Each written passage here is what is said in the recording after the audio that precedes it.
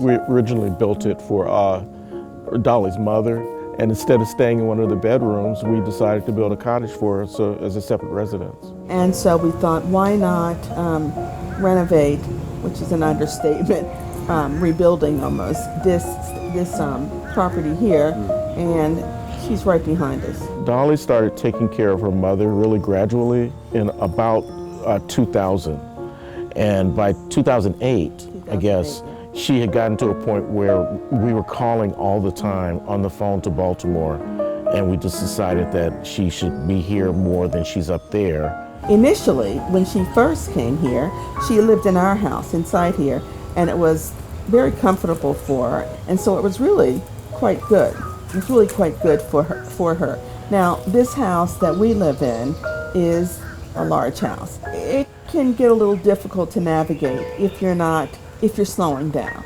And she had her own house, in Baltimore. Right. And so going into a bedroom didn't make, it was good for a visit, but not to live.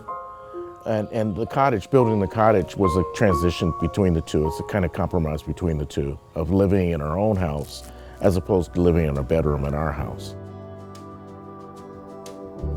The cottage was built on the footprint of the carriage house that was here.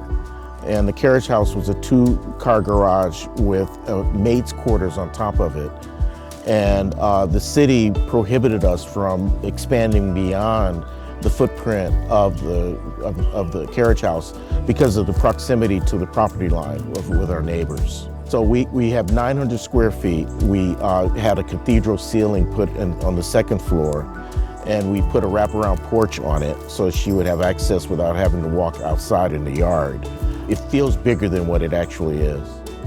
The first floor has a full kitchen, refrigerator, stove, microwave, little table, seats maybe 3 people. That's in the kitchen area.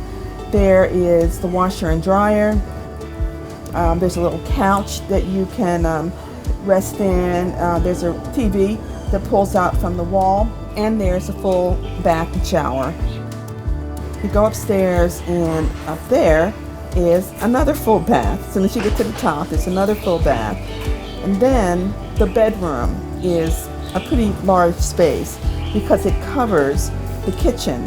There is a large television set and a couple of small coffee tables, a small couch, and a big wardrobe. Yes, you can hang up your clothes, and some drawers. We had a sitting area installed, and it's important because it was one of the observations. It wasn't even a complaint of people who were our guests, would be staying there through Airbnb and through guest services.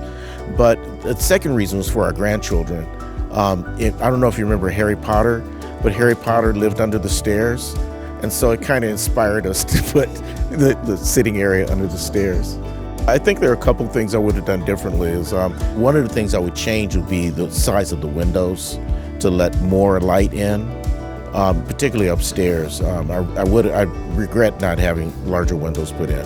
A ramp, something that allows the stairs not to be such a challenge, could have been a possibility. I'd like to think we learned from that, from the restriction in the city. We could not do that. And so it matters if someone wants to build something for their mother, an older person, such and such, then you have to handle that. You think about how you might do that.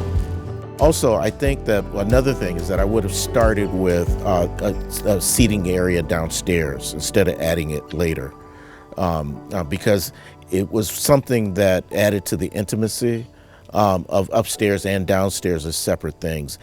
I still can't figure out how we could have put a second bedroom in, but if I could have, I would have.